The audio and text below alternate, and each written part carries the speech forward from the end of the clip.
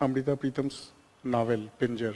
ठीक है, तो थोड़ा स्पेसिफिक टाइप का क्वेश्चन है। हाँ, क्योंकि बहुत ज़्यादा स्पेसिफिक हो गया और ऐसा बहुत करंट से रिलेवेंट भी नहीं लग रहा है कि डायरेक्टली करंट में कुछ बहुत बड़ा इशू हुआ हो। तो इसका जो आपका करेक्ट आंसर है वो ओनली वन है। ठीक है, सॉल्यूशंस भी आपको मिल गए होंगे, आपने देखे होंगे ये।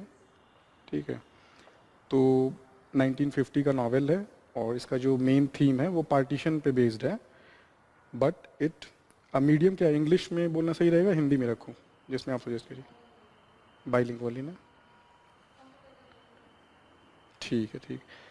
तो जो इसका सेकंड स्टेटमेंट है आपका, सेकंड स्टेटमेंट बता रहा है कि पॉलिटिकल स्ट्रगल इसका थीम है, जो कि नहीं है, क्योंकि इसका जो मेन थीम है नावल का, वैसे भी आप समझ रहे हैं ऑलमोस्ट हिस्ट्री की बुक हो जाएगी अगर पॉलिटिकल स्ट्रगल होगा, तो थोड़ा सा इसमें लगा सकते हैं, लेकिन ईयर दे रखा है स्पेसिफिक डेट, तो थोड़ा टफ क्वेश्चन हो जाता है ये। तो इसका जो मेन थीम है वो social reality during the time of partition वो है। ठीक है, ठीक है। तो वक्फ क्या है एक्चुअली?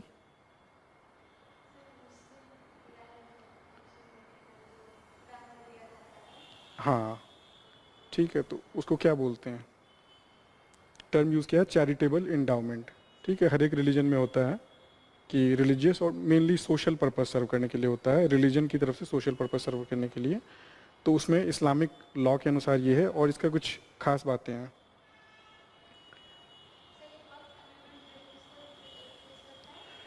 रिप्लेस नहीं करेगा, ये अमेंड करेगा वक्फ एक्ट 1995 को।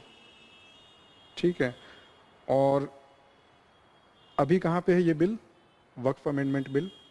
हम लोग जो डायरेक्ट क्वेश्चन है उसका सोल्यूशन आपके पास है ही, तो कुछ कुछ जगह हम लोग थोड़ा सा आसपास के इन्फॉर्मेशन देख लेंगे, जहाँ पे कॉन्सेप्ट्स होंगे वो देख लेंगे। बाकी एडिशनली आपको भी कोई पॉइंट लगता है तो आप बता सकते हैं इसमें।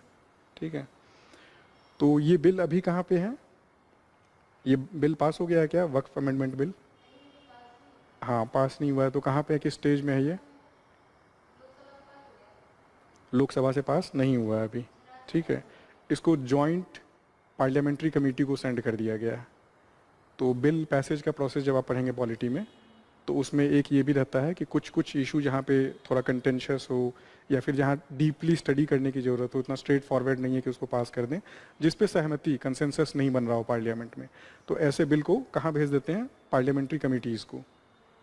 तो जेपीसी फॉर्म हुआ है और जो वक्फ बिल के लिए जेपीसी फॉर्म हुई है, इसके चेयरमैन कौन है? जगदम्बिका पाल हैं। ठीक है, again important from PCS perspective.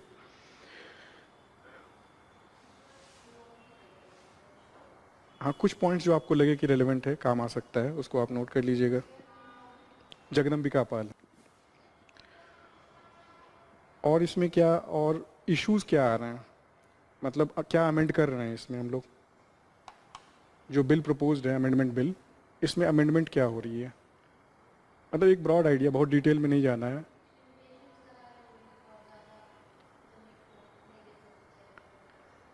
हाँ, ठीक है, इसको देख लेना एक बार, इसलिए मैंने रेफरेंस के लिए दे दिया कि आपके ध्यान में आ जाएगा कि इम्पॉर्टेंट अमेंडमेंट्स जो उसमें, जैसे कि एक तो वक्फ है क्या, वो आप समझ रहे हो कि जो प्रॉपर्टीज़ हैं वो रिलीजियस इंडाउमेंट्स को लोग डोनेट कर देते हैं।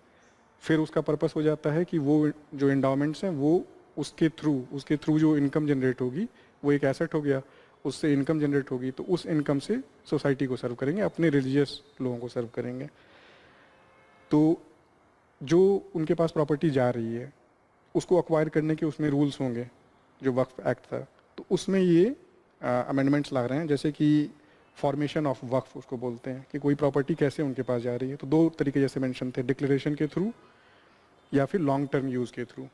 ठीक है, तो डिक्लेरेशन हो गया कि जैसे किसी ने बोल दिया कि ये प्रॉपर्टी आप मैं वक्फ को देता हूँ, या फिर लॉन्ग टर्म यूज़ हो गया कि बहुत समय से वो उसी रिलीजन के लोगों के द्वारा यूज़ की जा रही है, रिलीजियस पर्पस में यूज़ हो रही है, तो भी हो जाएगा। तो ये सब थोड़े वेग प्रोविजंस थे, तो इन सब को अमेंड किया गया है। वैसे ही गवर्नमेंट प्रॉपर्टी है वो वक्फ ने, कुछ जगह ऐसा केसेस चल रहे हैं। हाँ, जैसे कहीं पे मॉस्क है और उसको बहुत समय से यूज़ किया जा रहा है प्रेयर के लिए, तो फिर वो वक्फ के अंदर आ गया, ऐसा क्लेम कर सकते हैं। ठीक है, तो इन सब पे अमेंडमेंट लाया गया है। वैसे ही आ जाएगा कि अगर इशू आता है कि ये वक्फ के अंदर है कि नहीं, तो कौन डिसाइड करेगा ये? तो उसका जो मैकेनिज़्म है, तो जो पहले वक्फ एक्ट था उसमें जो मैकेनिज़्म था उसमें अमेंडमेंट्स लाए गए हैं। अब चूंकि ये कंटेंशियस है इसलिए जेपीसी के पास भेज दिया गया। ठीक है, अब नेक्स्ट क्वेश्चन पे हम लोग जाएंगे। नेक्स्ट है आपका पेरिस ओलंपिक से, again very important from PCS perspective. ठीक है, इसका आंसर आपको पता ही होगा क्या है? 71। ठीक है, आप इस बार भी अटेम्प्ट दे रहे हो कि नहीं दे रहे हो? दे रहे हो अटेम्प्ट आप, ठीक है।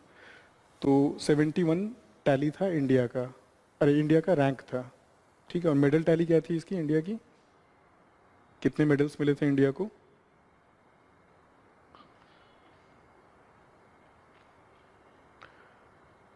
ट्वेंटी 24 पेरिस ओलंपिक, ठीक है, टोटल 6 मेडल्स मिले इंडिया को। उसमें एक सिल्वर है, बाकी 5 ब्रॉन्ज हैं, गोल्ड एक भी नहीं है। ठीक है, मैं मेंशन भी कर दे रहा हूँ।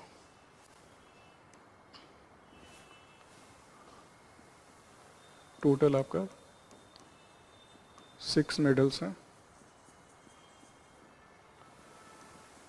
1 सिल्वर, 5 ब्रॉन्ज।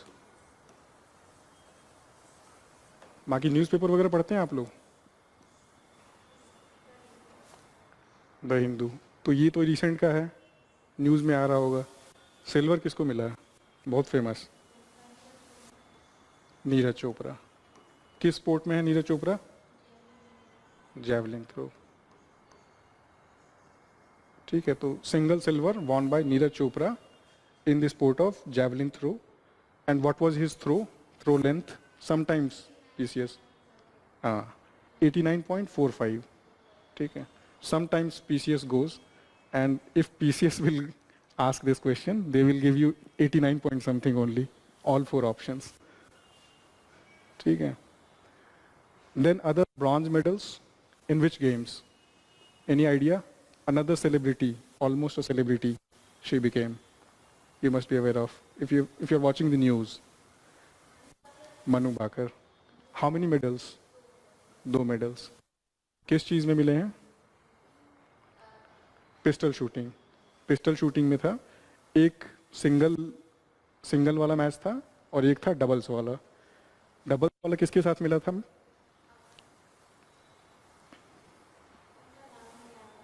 सरबजोत सिंह, ठीक है। तो मनु भाकर हो गई, 2 medals, 2 bronze medals, one in single game, one in doubles game with Sarabjot, shared with Sarabjot Singh। इसके अलावा शूटिंग में ही एक और ब्रॉन्ज है। विच प्लेयर? हिंट देता हूं मैं, he is from Maharashtra. Second name Kusale, Swapnil Kusale, ठीक है।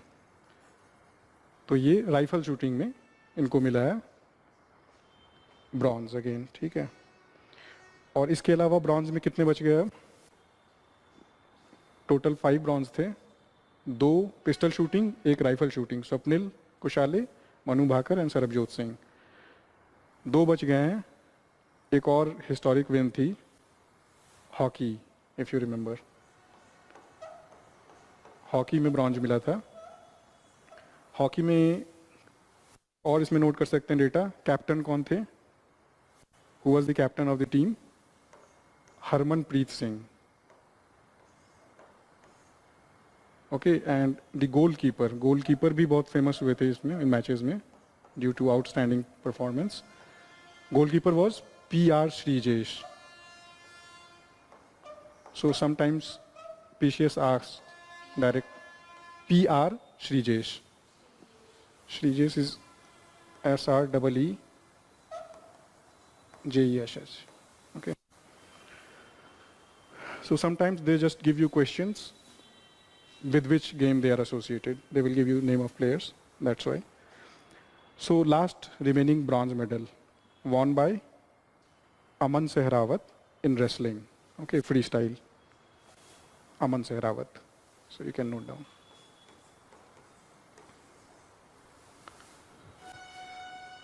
So these were some of the Olympic performances of India. Now moving to next question.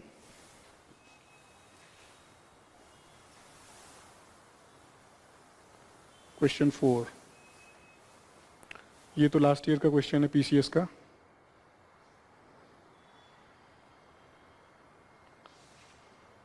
ये आपका सही हुआ था क्वेश्चन? आपने अटेम्प्ट दिया होगा. ओके, ठीक है. तो इसका करेक्ट आंसर है आपका डी. जो इसमें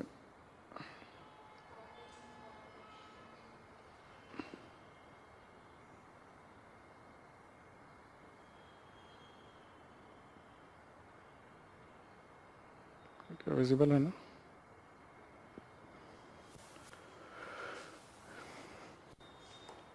ठीक है, ये ऑप्शन है डी आपका.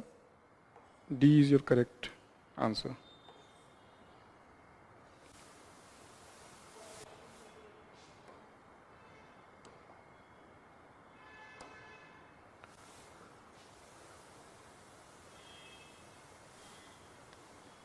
ठीक है, तो डी के हिसाब से क्या हो जाएगा?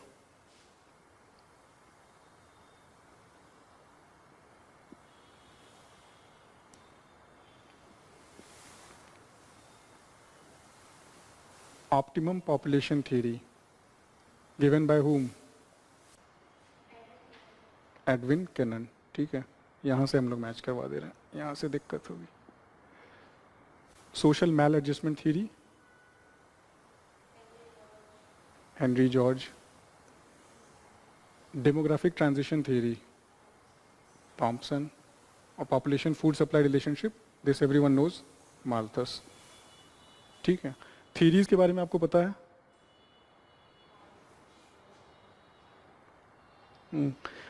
जैसे नाम से ही उसको थोड़ा सा डिसाइफर करने की कोशिश करेंगे, उससे ज़्यादा एसोसिएट होता है, याद रहता है. ठीक है, तो optimum population theory of Edwin Cannan. तो एडविन कैनन का क्या था? अर्ली 20th सेंचुरी में इन्होंने दिया था, एडविन कैनन ने, ऑप्टिमम पॉपुलेशन थ्योरी. तो आपने सुना होगा जीडीपी के बारे में, पोटेंशियल जीडीपी का कॉन्सेप्ट, ये पीएससी में आ चुका है पहले. तो ये थोड़ा जीडीपी से रिलेटेड टाइप का समझ लीजिए कि रिसोर्सेज का ऑप्टिमम यूटिलाइजेशन जिससे हो, और उस ऑप्टिमम यूटिलाइजेशन पे बेस्ड मतलब जो सपोर्ट कर सके जितनी पॉपुलेशन को, वो ऑप्टिमम पॉपुलेशन हो जाएगी. ठीक है, तो वो रिसोर्स बेस्ड हो गया एक तरह से, कि ऑप्टिमल यूज़ ऑफ रिसोर्सेज जिसमें हो, वो हो गया आपका. Social mal adjustment theory Henry George. इसके बारे में क्या आइडिया है? सोल्यूशन आपने देखा होगा इसका, क्या लग रहा है?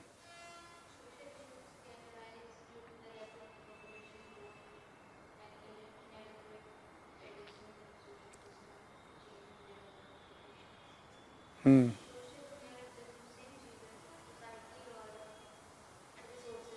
हम्म ठीक है, तो इसका हाँ हाँ याद करना पड़ेगा, लेकिन मैं नाम से रिलेट कर देने से कई बार क्या होता है कि याद हो जाती हैं चीज़ें, आसानी से थोड़ा रिटेन हो जाएगा इन्फॉर्मेशन. तो जैसे सोशल मैल एडजस्टमेंट थ्योरी, इसका आप देखोगे तो इनका कहना क्या था बेसिकली? इनका कहना था कि सोसाइटी में जो भी रिसोर्सेज हैं वो पॉपुलेशन बढ़ भी जाती है तो उसको सपोर्ट कर देंगी. ये इस चीज़ को नहीं मान रहे हैं बाकी थियरीज को. ऐसा नहीं बोल रहे हैं कि रिसोर्स लिमिटेशन की वजह से पॉपुलेशन बढ़ नहीं सकती है. रिसोर्सेज उसको सपोर्ट करेंगी, लेकिन क्यों नहीं कर पाती हैं? क्योंकि सोशल मैल एडजस्टमेंट हो जाता है. क्योंकि जो मेन रिसोर्स है वो लैंड है, वो लैंड कुछ लोगों के हाथ में चली जाती है, इक्वली डिस्ट्रीब्यूटेड नहीं है. तो अनइक्वल डिस्ट्रीब्यूशन जो है, hello ma'am,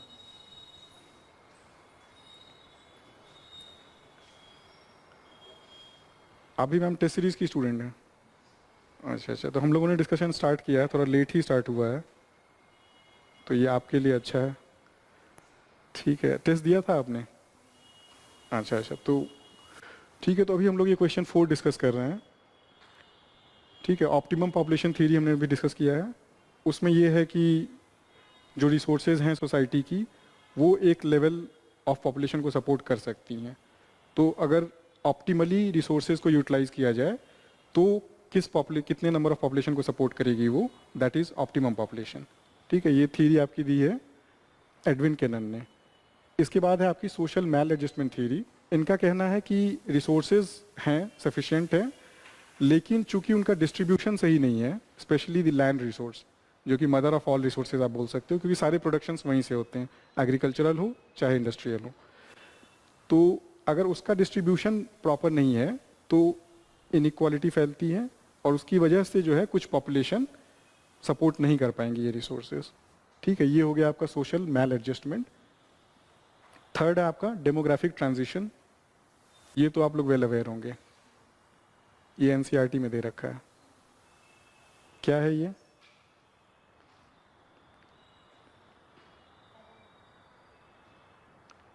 given by Thomson. ठीक है, डेमोग्राफिक ट्रांजिशन थ्योरी किसी ने रिसेंटली पढ़ा है? ज्योग्राफी में होगा ये। ज्योग्राफी में 12th क्लास में पॉपुलेशन का चैप्टर अगर आपने पढ़ा है तो उसमें आपके डिटेल में आएगा।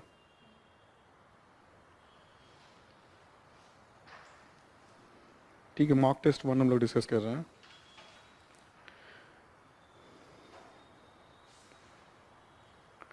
तो क्या है ये डेमोग्राफिक ट्रांजिशन थ्योरी?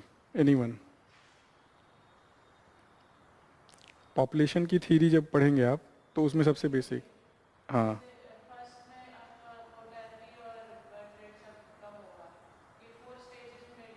हाँ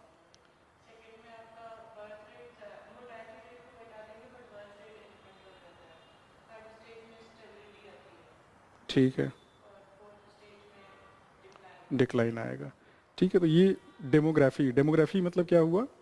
एक तरह से पॉपुलेशन का डिस्ट्रीब्यूशन क्या है, ठीक है, कंपोजिशन क्या है, तो उसका क्या ट्रांजिशन हो रहा है different phases of economic and industrial growth उसके साथ। तो उसको इलेबोरेट करता है 4 स्टेजेस में, जैसे मैंने बताया वो दिया हुआ है। ये आपके 12th क्लास के पॉपुलेशन उसमें इकोनॉमिक थ्योरी का, इकोनॉमिक ज्योग्राफी का पार्ट होता है, वहाँ आप डिटेल में पढ़ेंगे इसको। अब last one is population food supply relationship theory. ये किसका है? माल्थस का है। ये भी बहुत बेसिक सा है, एनसीईआरटी में कवर्ड है। इसमें क्या होता है, क्या थ्योरी है ये?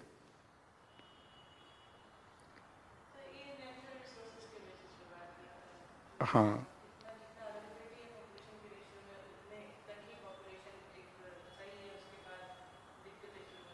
ठीक है, तो हाँ, तो एक तरह से वही हो गया। और नेचुरल रिसोर्स में भी ये फूड को थोड़ा हाईलाइट कर दे रहा है। ठीक है, कि फूड ही नहीं रहेगा तो उससे ज़्यादा पॉपुलेशन कैसे सर्वाइव करेगी। तो food is a limiter of population, इनका कहना है। ठीक है, ये 4 हो गए आपके। अब नेक्स्ट क्वेश्चन पे चलते हैं हम लोग।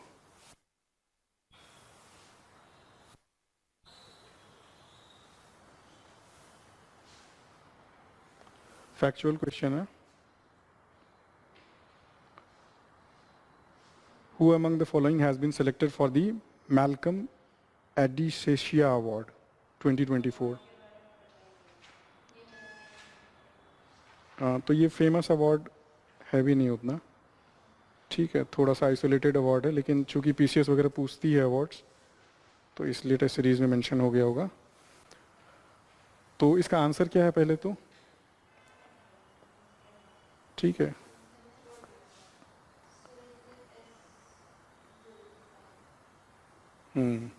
ठीक है, सुरिंदर एस जोधका हो जाएगा, ये है इसका।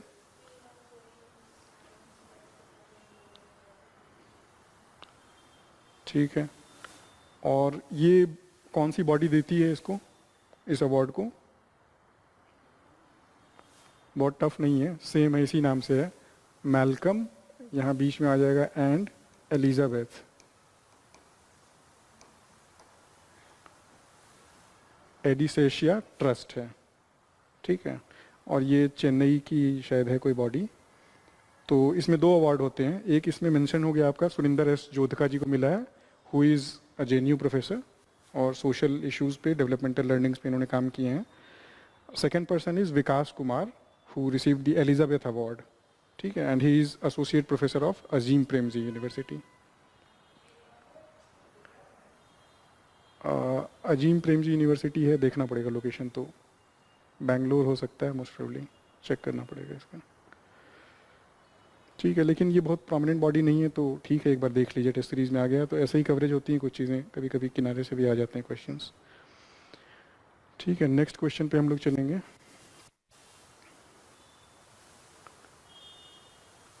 प्रबंधम, दिव्य प्रबंधम, ठीक है, composed by which of the following groups.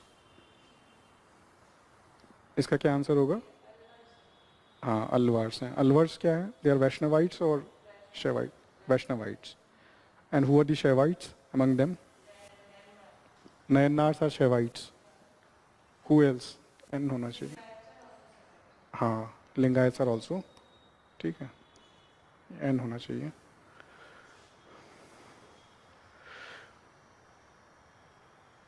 ठीक है, तो ये चीज़ हो गई आपकी। इनका क्या, नयनार्स का क्या है इस टाइप का, प्रबंधम टाइप का टेक्स्ट? हम्म, हाँ हाँ, ठीक है, एग्जाम में आइडेंटिफाई ही करना है, देख के पहचानना है। थेवरम, ठीक है, थेवरम है उनका। और लिंगायत्स कहाँ के हैं, कौन से रीजन में रहते हैं लिंगायत्स? कर्नाटका में है, ठीक है, Lingayats they are in Karnataka. You must be seeing the politics of OBC politics that is there in Karnataka. So that is played in in this community only. That's why this is in news. Lingayats. Originally there was Basavanna and he founded this sect. Okay, this is a sect.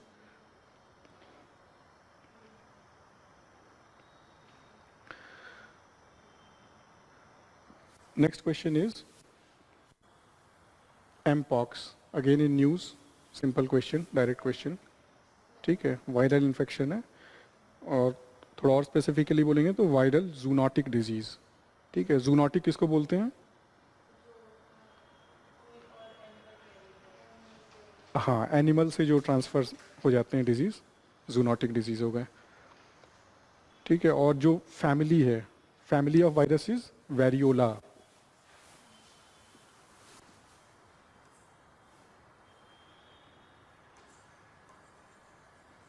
ये आपके solution में भी है, but for the purpose of revision मैं mention कर दे रहा हूँ। Variola family है, and the same family of virus causes smallpox also. So many of the symptoms are same. Symptoms and growth of disease is similar to smallpox because same family of virus. Infection is obviously starts from animal, but human to human infection is also there. ठीक है, और no specific treatment till now of this disease.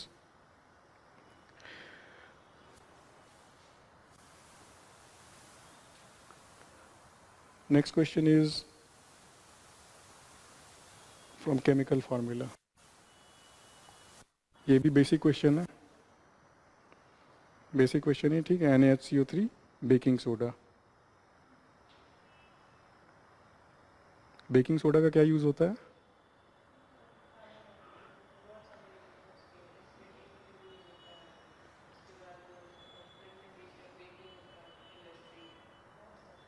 ठीक है, तो नाम ही बता रहा है बेकिंग सोडा। बेकिंग सोडा और बेकिंग पाउडर में क्या डिफरेंस है?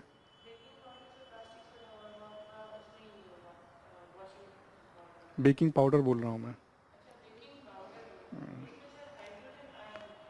हाँ, उसमें कुछ मिक्स कर देते हैं एसिडिक चीज़ें भी, तो वो डायरेक्टली यूज़ होता है। ठीक है, दोनों ही बेकिंग के पर्पस में ही है। इसके अलावा आपको पता ही है टेबल सॉल्ट इजी है। एप्सम सॉल्ट, एप्सम सॉल्ट में कितने, एप्सम सॉल्ट का क्या है फॉर्मूला? एप्सम सॉल्ट का क्या यूज़ है? एप्सम सॉल्ट कभी आप लोगों ने सुना है? जनरल यूज़ में कभी सुना है? प्रैक्टिकल उसमें Epsom salt is MgSO4 7H2O।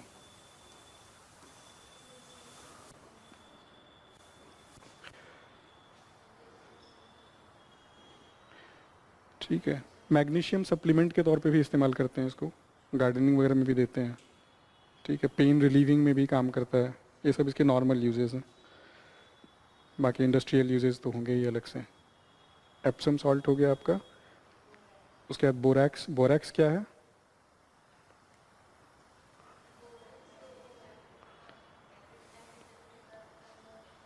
हाँ, और इसका फार्मूला क्या हो जाएगा? मैं मेंशन कर दे रहा हूँ एक बार। B4O7, जैसे सल्फेट है तो ये सोडियम बोरेट है, ठीक है, 10H2O, B4O7.10H2O।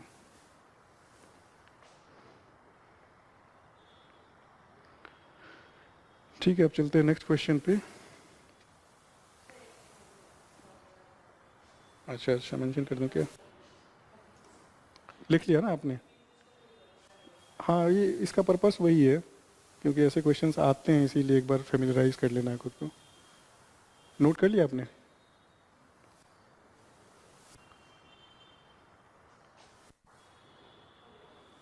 ठीक है।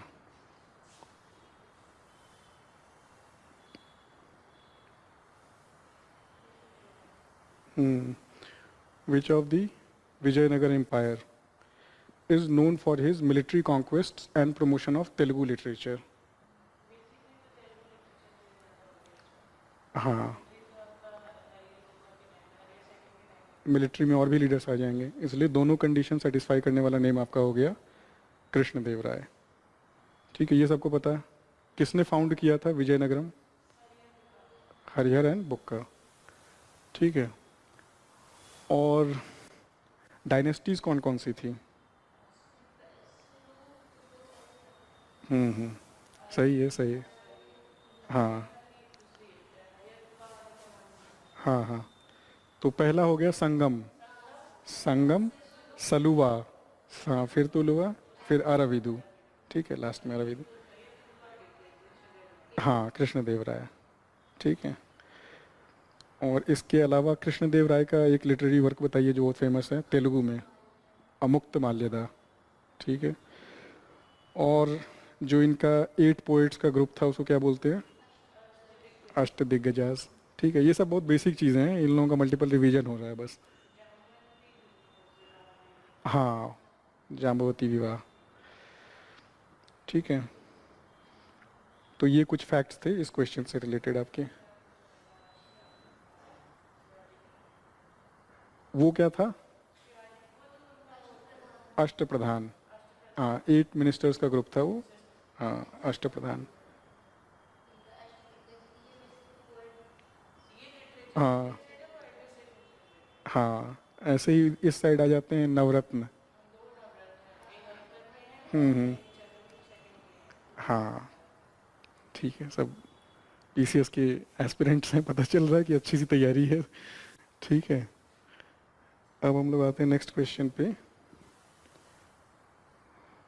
ये भी पहले ये यूपीएससी में आ चुका है, गोतीपुआ डांसर्स।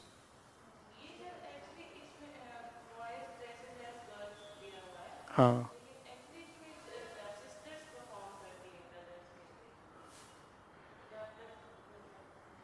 नहीं, गोतीपुआ फेमस ही इसी चीज़ के लिए है कि यंग बॉयज़ जो होते हैं वो ड्रेस होके गर्ल्स की तरह और उसके बाद डांस करते हैं।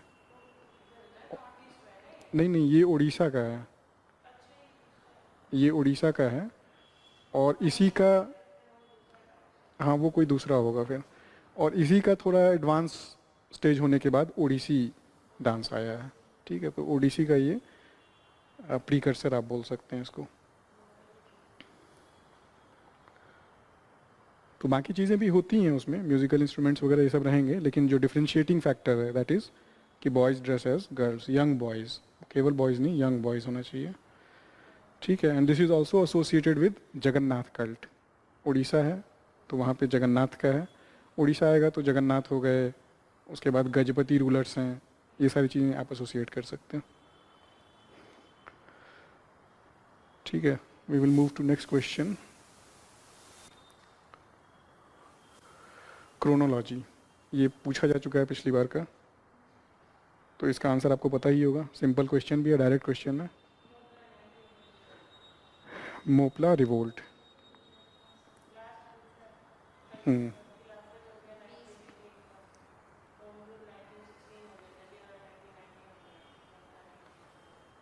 ठीक है, आप हिस्ट्री आपका कवर हुआ है कुछ क्लास में भी?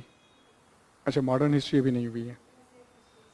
अच्छा अच्छा, ठीक है, तो ये सब बहुत इजी क्वेश्चंस हैं, जैसे ही आप नेशनल मूवमेंट पढ़ोगे जो कि सबसे इम्पोर्टेंट एग्ज़ाम के लिए, तो उसमें एकदम डायरेक्ट चीज़ें हैं ये। ठीक है। खिलाफत आपका कब से कब तक चला है?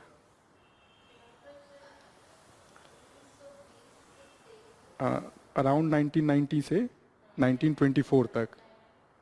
तो फिर तो वो लास्ट हो जाना चाहिए। स्टार्ट को हम लोग ले रहे हैं, ठीक है। और मप्पिला रिवोल्ट जो है उसी के अंदर एक तरह से नॉन कोऑपरेशन के अंदर उसको काउंट कर लेते हैं। हालांकि उसमें रिलीजियस ओवरटोन्स भी थे, और वो अभी न्यूज़ में भी है, मप्पिला रिवोल्ट न्यूज़ में भी है, क्योंकि कई लोग हाईलाइट किए हैं। हाँ, केरल में है। तो कई लोग उसको, हाँ, मप्पिला मुस्लिम्स जो थे उन लोगों ने किया था। तो कई लोग इसको रिलीजियस उसमें भी देखते हैं, लेकिन ये एनसीएम के अंदर काउंट होता है। ठीक है। और जलियांवाला बाग मैसाकर कब हुआ है? हाँ, ठीक है, अप्रैल 13, 1919। होम रूल लीग पता ही है आपको, 1916 टू 1918। ठीक है, नेक्स्ट क्वेश्चन पे चलते हैं। Hunter commission.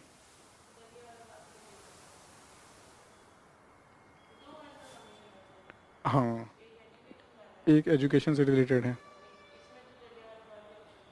हाँ, ठीक है। इसमें आपके क्या ऑप्शन दे रखे हैं?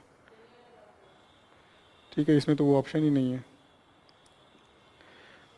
ब्लैक होल इंसिडेंट आपने पढ़ा होगा। ब्लैक होल इंसिडेंट किससे रिलेटेड है? सिराजुद्दौला से रिलेटेड है। कंस्पिरेसी भी बोलते हैं कई लोग इसको, कि ब्रिटिश ने इसको as a tool of conspiracy use करके सिराजुद्दौला पे अटैक किया। हाँ, इसीलिए इसको एज अ कंस्पिरेसी भी बोलते हैं, कि उसको यूज़ करके प्रोपेगेंडा की तरह। हाँ, हाँ, हाँ, ठीक है। ये हंटर कमीशन था, इसमें कितने मेंबर थे? ठीक है, इसमें 7 मेंबर्स थे। ये आप लोग एक बार देख लीजिएगा। उसमें 4 ब्रिटिश थे एंड 3 इंडियंस वर देयर।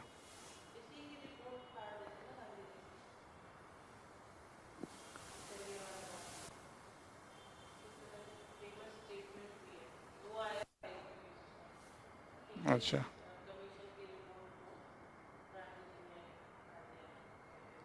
अच्छा, अच्छा, मैं भी इसके क्रॉस नहीं आया हूँ। So I will have to see. 7 members थे, 4 ब्रिटिश एंड 3 इंडियंस। कौन से 3 इंडियंस थे ये आप फाइंड आउट करोगे।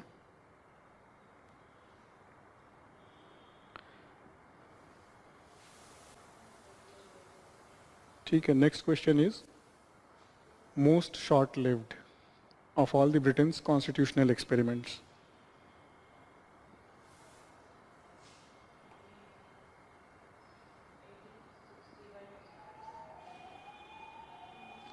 1861। आपके सामने ही है आंसर, ऑप्शन में ही आंसर है। हाँ, शॉर्ट लिव्ड बोल रहा है।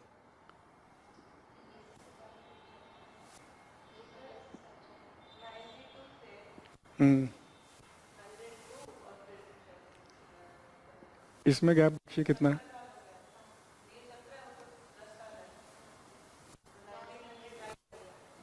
ये हो जाएगा ना, इसके बीच में केवल 10 साल का ही गैप है। ये कॉन्स्टिट्यूशनल रिफॉर्म्स हैं जब अंग्रेज़ों का रूल था। ये मॉडर्न हिस्ट्री में आपका कवर होगा। तो बहुत सारे कॉन्स्टिट्यूशनल रिफॉर्म्स हुए, जैसे शुरुआत में रेगुलेटिंग एक्ट्स आते हैं 1773 से, कुछ समय तक रेगुलेटिंग एक्ट्स रहेंगे आपके। उसके बाद आपके आ जाएंगे चार्टर एक्ट्स। ठीक है, रेगुलेटिंग एक्ट के बाद आता है चार्टर एक्ट्स। चार्टर एक्ट कब तक चलेगा? कॉन्स्टिट्यूशनल रिफॉर्म्स में क्या क्या है ब्रॉड डिविजन्स?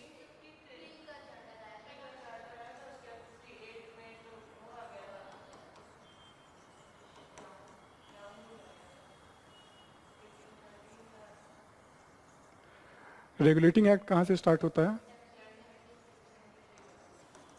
1773। चार्टर एक्ट कहाँ से स्टार्ट होता है? हाँ, 1813 से। ठीक है। और ये वाला कौन सा एक्ट है? Indian council act.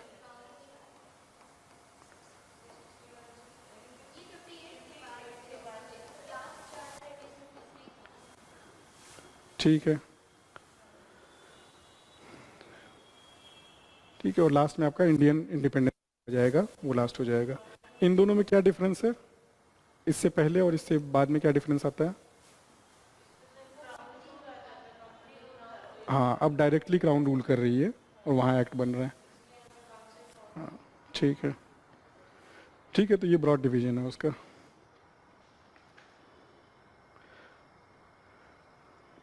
Next question हम लेंगे, emigre communist journal of M N Roy. You can also participate, you can also participate. ठीक है, एम एन रॉय कौन थे?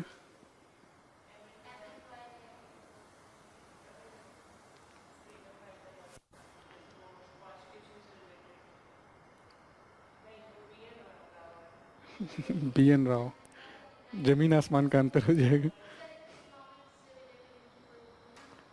हाँ,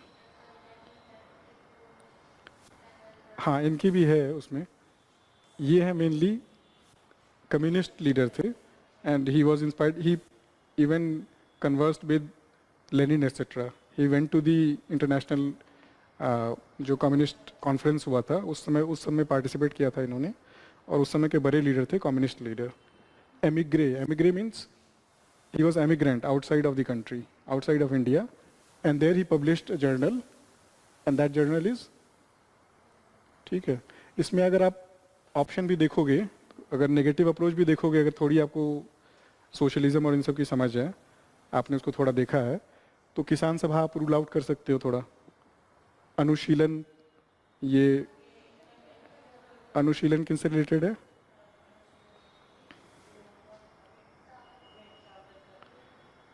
मतलब बेसिकली है रिवोल्यूशनरी टेररिज्म, ठीक है, उससे रिलेटेड है, तो उसका कम्युनिज्म से डायरेक्ट रिलेशन नहीं है। वैन गार्ड, वर्कर वर्कर आप नैरो डाउन कर सकते हो, कम्युनिज्म का डायरेक्ट रिलेशन होता है, वर्कर्स के लिए मूवमेंट करते हैं। वैन गार्ड भी एक टर्म है, अगर आपने थोड़ी भी कम्युनिस्ट थियरी पढ़ी है तो तो उसमें वैन गार्ड टर्म आता है, जैसे लेनिन ने भी बनाया था, उसकी पार्टी के नाम में वैन गार्ड आता है। ठीक है, वैन गार्ड होते हैं जो लिबरेट करेंगे, वर्कर्स को लिबरेट करेंगे कैपिटलिस्ट से। ठीक है, तो इसका आंसर, आपका करेक्ट आंसर है वैन गार्ड।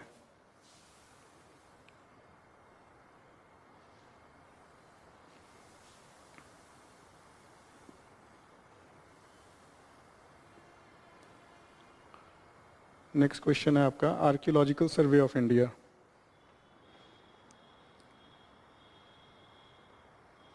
किसान मूवमेंट्स वगैरह भी इंपॉर्टेंट हैं, यूपी बिहार दोनों के एग्ज़ाम के लिए इंपॉर्टेंट है किसान मूवमेंट्स, क्योंकि किसान मूवमेंट्स का मेन सेंटर यही था, यहीं पे ओरिजिनेट हुआ है, यहीं पे उसका डेवलपमेंट हुआ है।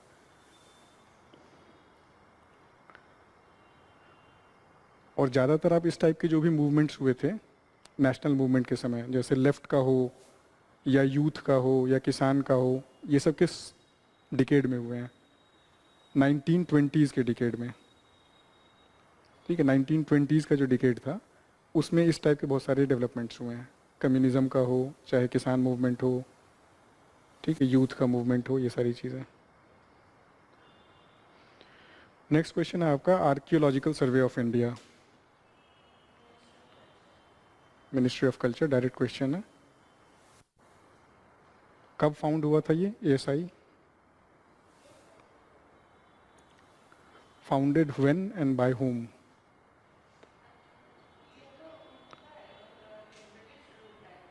ब्रिटिश रूल टाइम में हुआ है। कर्जन, कर्जन का क्या टाइम है?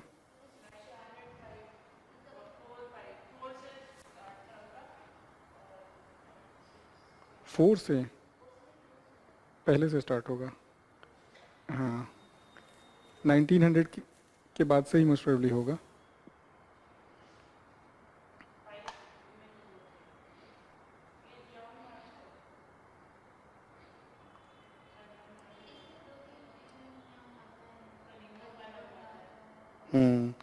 सो founder of ASI was Alexander Cunningham.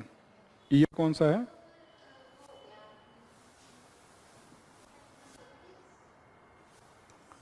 Eighteen 1861।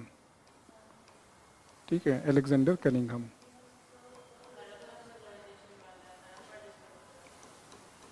क्या?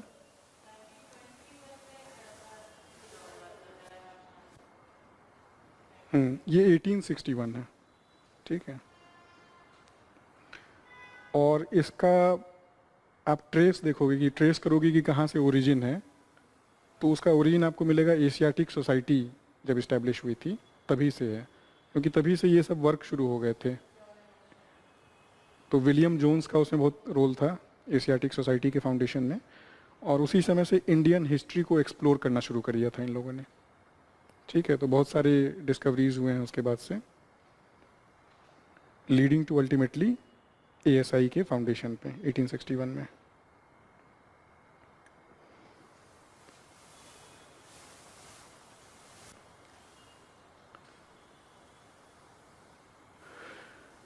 अब लिस्ट मैच करने के लिए है river and it's tributaries. Important भी है, बेसिक भी है। ज्योग्राफी आपका कुछ कवर हुआ है? ज्योग्राफी में कितना कवर हुआ है? ओशनोग्राफी चल रहा है, तो ये आपका हो गया फिजिकल, वर्ल्ड फिजिकल, ठीक है। जनरल कॉन्सेप्ट्स आप पढ़ रहे हो, फिर आप इंडियन ज्योग्राफी पे जाओगे इसके बाद। तो ये इंडियन ज्योग्राफी में आपको चीज़ें मिलेंगी कि इंडियन रिवर्स हैं, उनकी ट्राइब्यूटरीज, तो यहाँ से क्वेश्चंस फ्रेम होते हैं। और इसके लिए करना कुछ नहीं है, एटलस लेके बैठना होता है और उसमें आप एक एक को मैप कर लो, तो ज़्यादा चांसेस हैं कि आपको याद रहेंगे। क्या आंसर है इसका? हाँ, इसी से आंसर आ गया ना। तो ऐसा भी होता है, क्योंकि ज़्यादातर आपको वैसे भी याद नहीं रहेगा, सारे ट्राइब्यूटरीज याद कर लें ये पॉसिबल नहीं है। तो कुछ आप जानते हो उतने में ही आपका काम मोस्टली हो जाएगा, ठीक है। तो इसका करेक्ट आंसर आपका हो जाएगा ए है, ठीक है। हाँ, Tung and Bhadra they combine to form Tungabhadra, तो यहाँ से ही आंसर आ जा रहा है, तो ये इजी क्वेश्चन हो गया इस सेंस में, ठीक है। बाकी आपकी गोदावरी की कौन सी हो गई? मंजीरा, कृष्णा, भीमा, कावेरी, भवानी। हाँ, ठीक है। कुछ ऐसे जो नहीं पता रहेंगे, लेकिन हमारा पर्पस है कि क्वेश्चन सॉल्व हो जाए बस। माउंट न्यूमैन मिनरल रिसोर्सेज पे बेस्ड क्वेश्चन है।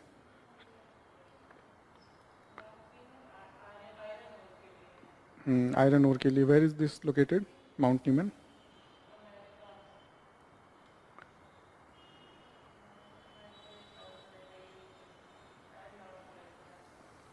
अमेरिका, अमेरिका में पिट्सबर्ग वगैरह हैं आयरन ओर के लिए। ये हो जाएगा आपका वेस्टर्न ऑस्ट्रेलिया। हाँ, माउंट न्यूमैन, ठीक है। फैक्चुअल इंफॉर्मेशन है, इसको देख लीजिए आप।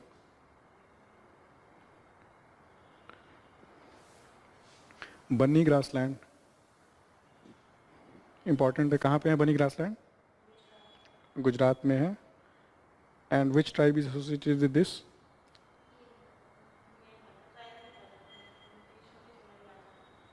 ठीक है, मलधारी ट्राइब है इसका। मलधारीज आर एसोसिएटेड विद बनी ग्रासलैंड्स। और बाकी भील कहाँ पे हैं? सेंट्रल इंडिया, ठीक है। सेंट्रल इंडिया में महाराष्ट्र वगैरह सब जगह आपको भील मिल जाएंगे। और बाकी तीनों हैं आपके, ये राजस्थान गुजरात टाइप के हैं। हाँ, मतलब या तो राजस्थान या गुजरात, उस वेस्टर्न जोन में, मतलब वेस्टर्न इंडिया में, ठीक है। मलधारी कम्युनिटी थोड़ा फेमस है उधर, वहाँ के हैं, गिर वगैरह का भी शायद है उससे कनेक्शन। नेक्स्ट है आपका, ये थोड़ा सा कॉन्सेप्चुअल है। क्लाइमेटोलॉजी हो गई है ना आपकी क्लास में? हाँ, तो ये आप रिलेट कर पाएंगे इस क्वेश्चन से। Which of the following weather conditions is indicated by a sudden fall in barometer reading? Sudden fall in barometer, तो इससे पहले पता करना होगा कि बैरोमीटर क्या है। बैरोमीटर क्या मेजर करता है? प्रेशर मेजर करता है, एटमॉस्फेरिक प्रेशर, ठीक है। ये मैंने आपको बता दिया। अब सोचिए कि एटमॉस्फेरिक प्रेशर अगर सडनली गिरता है तो कैसा वेदर होगा वो? कोल्ड होगा। क्यों कोल्ड होगा?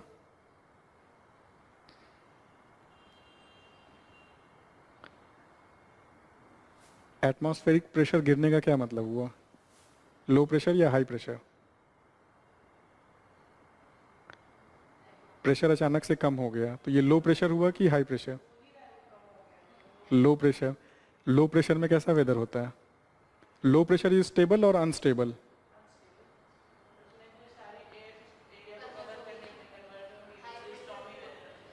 स्टॉर्मी वेदर हो जाएगा, ठीक है। स्टॉर्म मतलब आसपास से एयर वहाँ पहुँच रही है, ठीक है, रिलेट कर पा रहे हो ना? एयर कहाँ, विंड कहाँ से कहाँ मूव करती है? हाई से लो, तो जहाँ लो प्रेशर क्रिएट हुआ तो वहाँ पे विंड पहुँचेगी, तो स्टॉर्मी वेदर हो जाएगा इसका आंसर।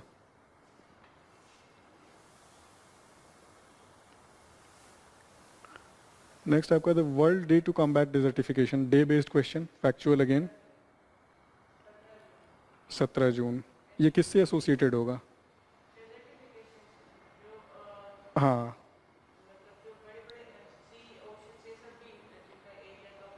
हम्म। हम्म।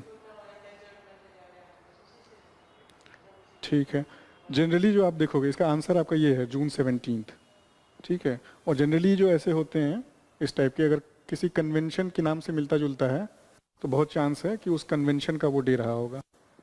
तो इस पे कौन सा कन्वेंशन है डिजर्टिफिकेशन पे? हाँ, UN convention to combat desertification. इसका ईयर क्या था? इसके ईयर्स इंपॉर्टेंट हैं, सारे कन्वेंशंस के ईयर इंपॉर्टेंट हैं। डेट तो आपको उसका डेट नहीं याद रखना है, डे से जो इंपॉर्टेंट है, चाहे रामसार का हो, वेटलैंड डे भी, वेटलैंड का भी कुछ होता है 5 जून ऐसा कुछ। हाँ हाँ, तो इन सब के डेज आपको याद रखने हैं, ठीक है। और कन्वेंशन इसका यूएनसीसीडी का क्या था ईयर? 1994, ठीक है। तो कन्वेंशंस के ईयर याद होने चाहिए, इंपॉर्टेंट कन्वेंशंस के। हाँ, थीम भी इंपॉर्टेंट है, अगर वो होता है, उनका सेशन होता है उस साल, तो थीम भी इंपॉर्टेंट हो जाएगा, कहाँ हो रहा है वो भी इंपॉर्टेंट हो जाएगा।